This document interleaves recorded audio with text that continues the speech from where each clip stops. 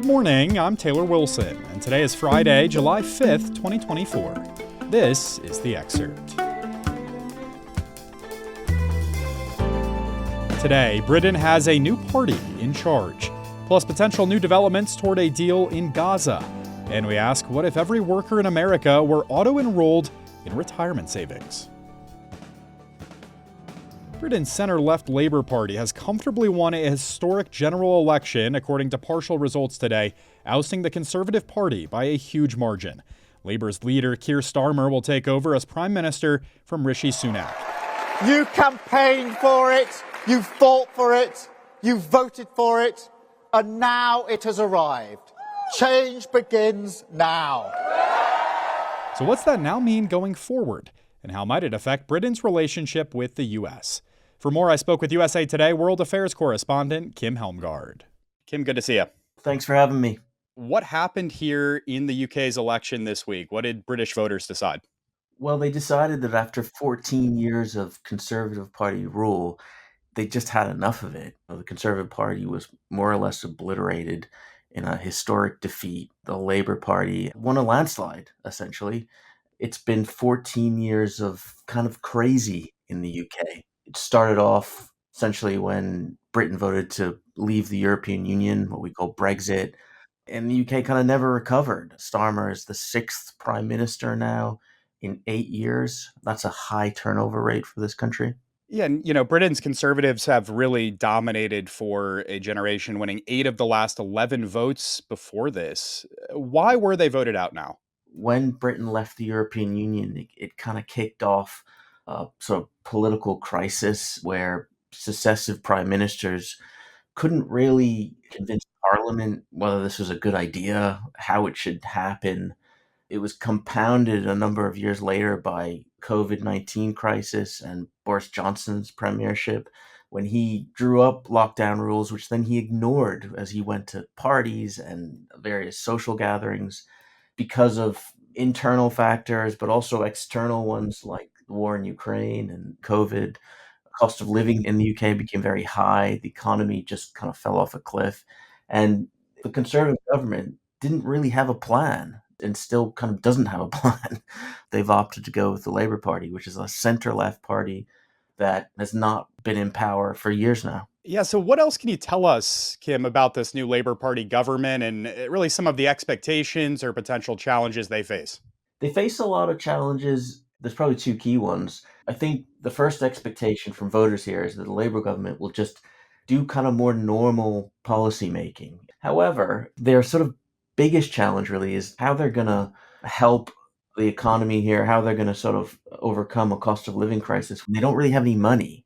They've promised not to raise taxes. And that's one of the things that sort of made them more electable. Labour Party is historically a left-wing party, and over the last number of years under Keir Starmer, he has brought them to the center. And so they've ruled out all these tax rises, at least straight away. And they've also said they're going to put police officers on the streets, hiring more teachers, fixing some of the decaying infrastructure. But they haven't really explained where the money to do that's going to come from. So I guess the danger for them is that people's expectations are somewhat high around those types of measures. You mentioned Brexit earlier, Kim. It's really impossible to talk about British politics without bringing Brexit into it. I'm curious what this now means for Britain's relationship with the EU going forward. So I think on the face of it, not a lot is going to change. The Brexit vote was so psychologically damaging to everyone here in the UK. They spent a long time bickering, not just the politicians, but families were split over it. Playgrounds were split over it. There's very little likelihood, at least in the short term, that this new Labour government is going to somehow undo all that and hold another referendum and see whether rejoining the EU is something that people will be prepared to vote on. Brexit is not being overturned, not straight away. Of course, Britain is the US's closest ally. What does this change in leadership now mean for the US and its relationship with the UK?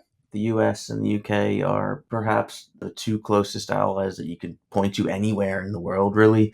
That relationship extends to defense, it extends to intelligence sharing. In the UK, typically, that relationship is viewed as entirely nonpartisan.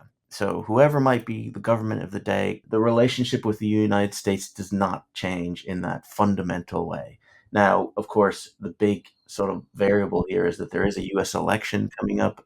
I think that from the British perspective, Donald Trump is a little bit more chaotic and it's unclear what he would do. Perhaps Joe Biden and the Democratic Party is a little bit more of a known quantity in that sense, but nothing fundamental changes. The US special relationship remains special. Kim Helmgard covers world affairs for USA Today, joining me from London. Thank you, Kim. Thanks for having me. Israeli Prime Minister Benjamin Netanyahu told President Joe Biden yesterday that he has decided to send a delegation to resume stalled negotiations on a hostage release deal with Hamas. A source in the Israeli negotiating team, speaking on condition of anonymity, said there was a chance of achieving agreement after Hamas made a revised proposal on the terms of a deal.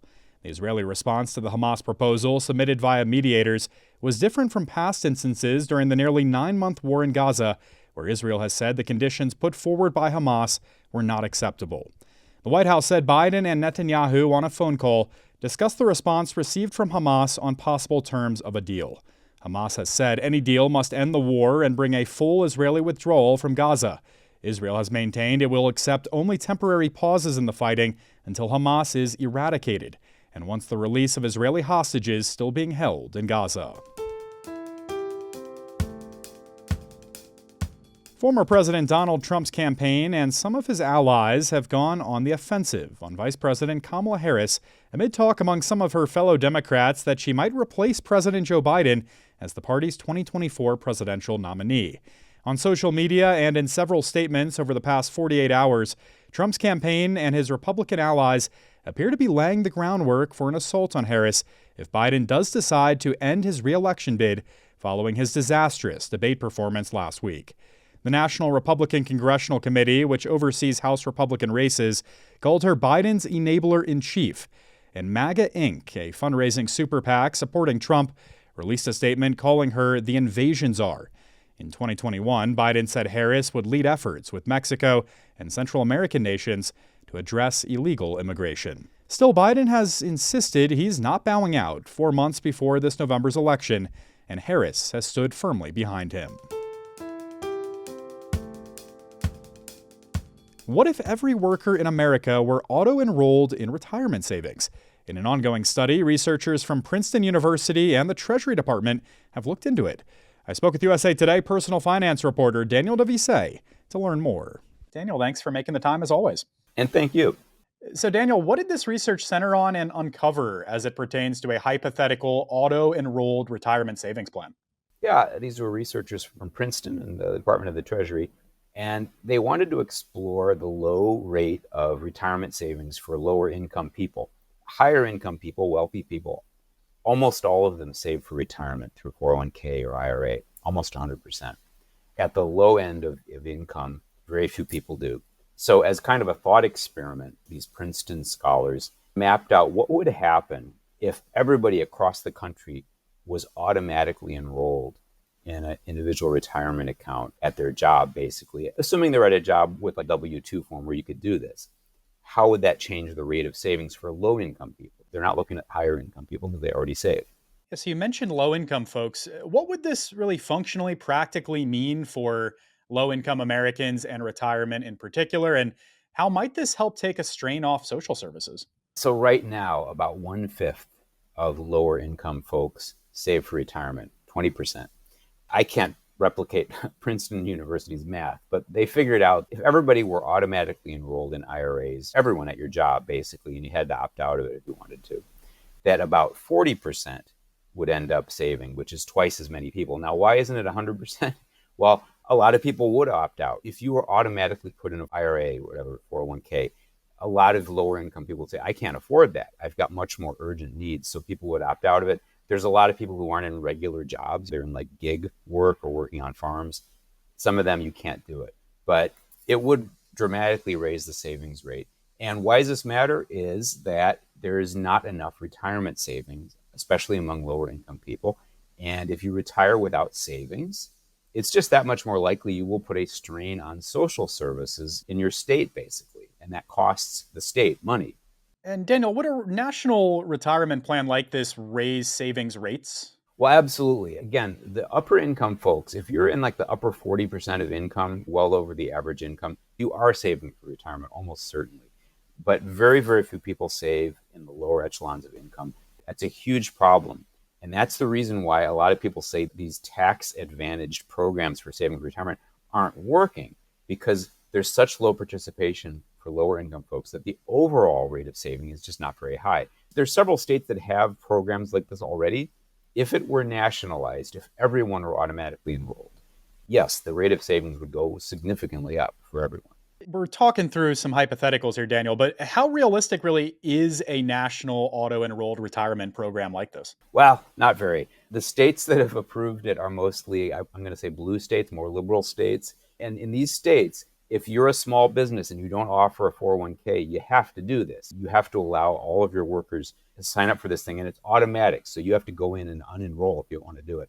Now, I think for some more conservative lawmakers, and this is their argument, is do we want to heap on more regulations on the small business? Is this kind of onerous? They might argue, let the states do it if states want to do it. And several states have done it. So that's the counter argument. And so, no, it's not seen as very likely that there's going to be a national retirement automatic program anytime very soon. But economists think it's a very good idea. All right. Daniel Devise covers personal finance for USA Today. Thanks, Daniel. Thank you, sir.